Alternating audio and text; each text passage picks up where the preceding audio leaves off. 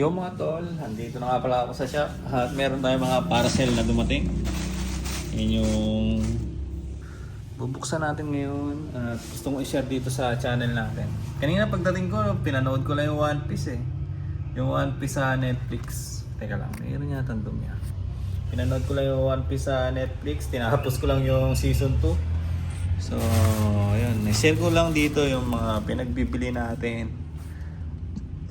Bumili ako ng helmet, nasa baba, helmet pang bike, pang bomba, tapos panglinis ng damo yata ito kasi medyo mahaba eh. Tatlo lang yung dumating. Pero may in-order pa kasi ako na isa. Yung may padding na ano, parang cycling siya pero may padding para pag umupo ka sa bike ay hindi masyado masakit sa puwetan. Ganun. So, wala na. Bili-bili lang ako para kung sakaling magbabike, di ba? Sakaling magbabike tayo, ay meron tayong gamit. Ito, mahalaga rin to yung ano na to. Pambomba to eh. Pambomba ba? Tama ba? Tama ba ang dumating? Wait, paano natin ito mailalagay sa ano? Papatong. Wala tayong patungan eh. Ito lang. Dito.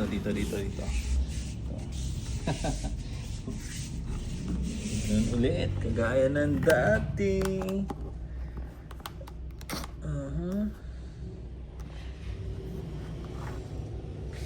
Lagyan ko lang siya na papatungan niya. So yung mga tol, mag-share lang tayo dito ng parcel natin na dumating.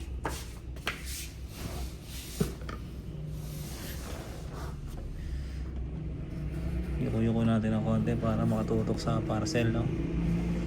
Yun, let's do this! Ito ay pambomba siguro.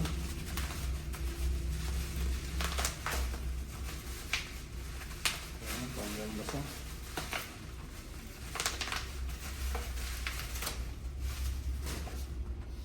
Pambomba mga tol ng bike natin. Paano ito ngayon eh?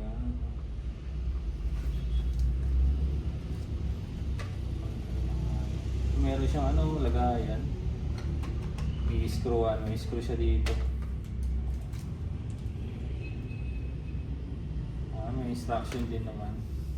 So ito yung bili ko pang bike. Pero napabomba na kasi natin yung bike natin ngayon. Kaya okay lang muna na hindi natin bubombahin. Pero subukan ko muna ilagay ito, no? Mukhang maganda yung lagayan niya. Sa gilid pa siya.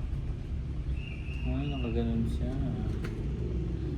Mamaya, pag nandun sa bahay. Tapos ito isa. Pagsisirain na natin. Pang ano naman to ng damo. Diba naglilinis-linis tayo ng damo doon?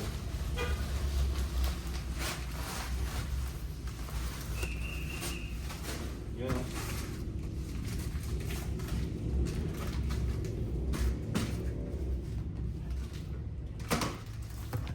Damo. Linis ng damo mga tol, di ba? Oo. Oo, di ba?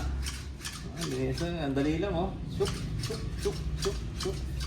Gunting-gunting ko lang yung mga damo doon. Pero sana tumagal to siya. Tumagal siya ng matagal, di ba? Meron tayong palinis ng damo. Kasi nga, binili ko to kasi di ba plano nga namin ni baby na magtanim-tanim doon sa likod ng bahay. Eh, kung nagre-ready na tayo dahil pauwi na siya. At uuwi na siya dito sa Pilipinas. Ako naman yung mga paggamit sa bike, bumibili na rin ako. At ito, mahalaga to. Siyempre, helmet. Di ba? Kahit paano, kailangan merong helmet. Kasi sa kalsada tayo, nagbabike. Yan. Bibili pa nga ako ng sapatos niyan eh. Yung parang pang ano siya, yung mga walang cleats.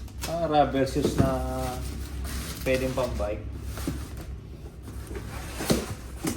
So ito yung helmet na nabili natin. Ang malaki ah. Pwede rin pang motor eh. Sabi kasi sa ano, pwede siyang bike eh. Ano? Sabi kasi sa Shopee, pang for biking. Yan, nutshell. Pwede siya. Testing eh. Wait. Tignan muna natin dito. Testingin natin mga tol yung ano, yung helmet. Okay siya, so mukhang malaki. Sakto lang. Yan. Sakto lang yung datingan niya. Diba? Mahalaga, may helmet tayo sa daanan. No? Tapos nakaano tayo, yung balaklava natin. Medyo maskip eh. Ayusin natin.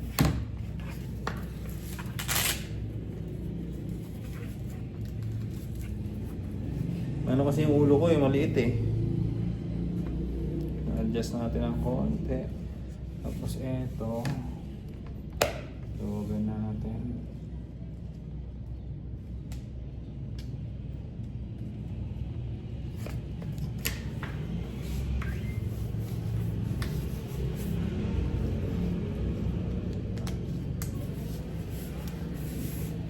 Tama ka pa ganyan?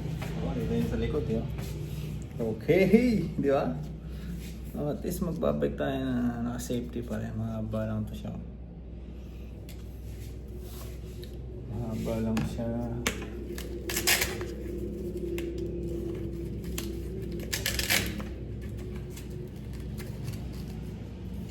Susukan natin. Maganda yung quality mga tol.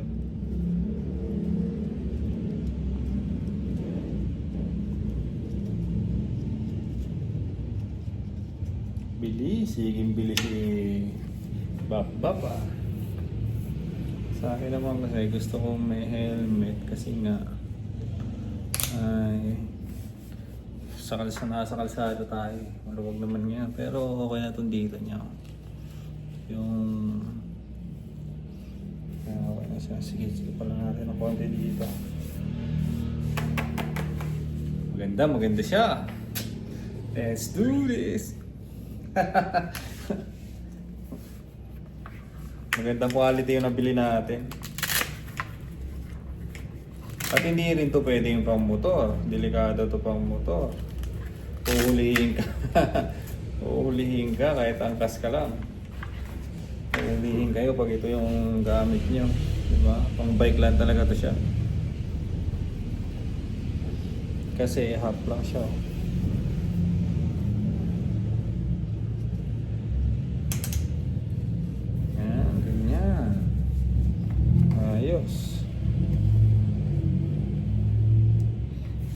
Maganda siya.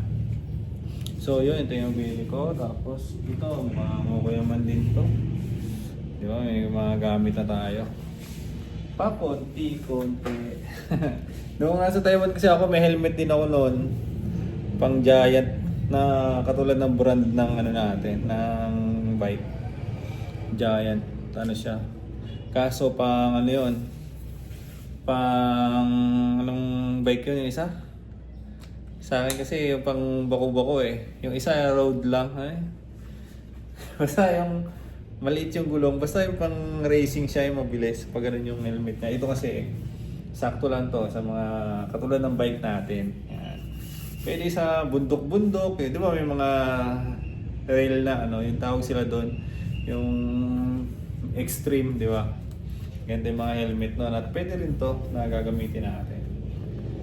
So, ang mahalaga lang naman ay meron tayong helmet. Di ba? Siyempre, balik natin sa box. Para hindi ba discuss. Ano yun? Tapos mga jersey. Gusto kong dagdagan yung jersey ko. Di ba may ginagamit akong pang bike. Pang motor ko na rin kasi yun eh. Dalawa lang sila. Siya. Naghahanap kasi ako ng 4XL. Naghahanap ako ng 4XL eh. Ano siya eh, 3XL kasi ito eh. Parang sakto-sakto lang siya sa akin. Ayan o. Gusto ko yung medyo malaki. Sakto-sakto lang siya, 3XL. Sa baba niya medyo mahaba rin. Kaso pag yung medyo mahaba naman yung damit natin, kita rin naman. Pero sakto lang siya. Pwede natin pagtyagaan yung mga 3XL. Pero naghahanap ako ng 4. Di ba? Sakto lang. Ganito yung mga jersey ko, pinapapasok, papunta dito sa shop kasi mainit. Pag nagbabike ako, ganito rin yung suot ko. Palitan lang. Dalawa to sila eh, dalawa. Di ba? So, bala ko pa bibili pa ng 2 o 3. Mura lang to, 170 siguro isa. 70, 150 pa. Basta gano'n, basta mura lang siya. At ako naman kasi hindi naman ako nagbibili-bili ng hindi naman natin kailangan, di ba? Yung pamporma lang, pampapogi lang, gano'n. Hindi naman tayo bibili na gano'n. So, bili tayo nito kasi kailangan natin ito. Diba? Bili tayo ng pambomba ng bike kasi kailangan din natin nun. Baka bibili pa ako ng isa pa na pambomba, yung hinahawakan. Gano'n. Bibili pa tayo. Oh, ba't di nakasya ngayon? Ano ba ito nakalagay kaya? Nakataog. Tayo na gano'n at bibili rin tayo ng sapatos. Sarap mag-bike-bike eh. Pag kumpleto yung ano mo, yung nakasapatos ka talaga. Yung sapatos na pang hiking din siguro. Yung parang gano'n yung tirada. Parang itsurang pang hiking. Yung swelas niya medyo makapal at medyo makapit. At yung mga pinagbibili natin na hindi naman masyadong kamahalan. Lahat ng ito, yung 3 items kanina, 860, 863, lahat yung binayaran ko. Kasama na yung shipping fee. Diba? Not bad na yun kasi 3 items na siya. At yung 2 araw na pagtatrabaho natin dito ay para doon yun. At yung ano ni baby, di ba? Yung pang ako, pwede ko rin gagamitin yun. Kaya nga binili ako na kasi nga nililinis na doon sa likod, di ba? Nililinis na doon ni Bap. So pag may mga sumusobra-sobra na ano, na damo, na pwede kong, di ba? Paglilibangan ko, paghahanuin ko. So yun lang muna mga tol. At ang sa akin ay sinare ko dito o nirecord ko yung mga pinagbibili ko ngayon. Nilapag ko dito sa channel natin. At yun lang muna sa vlog ko ngayon. At mamaya subukan ko ulit makapag-vlog. Maglalaban naman tayo. Friday ngayon. Bala ko kasi talaga tuwing Friday. Friday the 13th pala ngayon Bala ko kasi talaga tuwing Friday maglalaba. So dahil Friday nga ngayon, edi titirahin natin yung mga labahan natin pag uwi sa bahay. So ilang muna mga tol. Mamaya mag-vlog ulit ako. At salamat sa mga nanonood dito. Napapansin ko 10. Lagi na tayo mayroon 10 views. So nakakagana yun, di ba? Kada upload mo ay meron kang 10 na views. So dati kasi pa isa-isa lang di ba? 1, 2, 5 hanggang 5. Pinakamarami na yun. Pero ngayon umabot na tayo ng 10 kada upload natin. 1 linggo na yan. So hindi ko rin naman kasi pinapanood yung mga upload ko dito. Hindi naman pagka-upload natin papanoorin natin siya na paulit-ulit para magkaroon ng views. Hindi ko yung ginagawa. At bawal yun. Madidetect tayo ni YT nun. At baka mabigyan tayo ng violation. So sa akin, 10 views is talagang nanood yun sa video natin. So yun, maraming salamat sa mga nanonood dito sa vlog natin. Bye bye!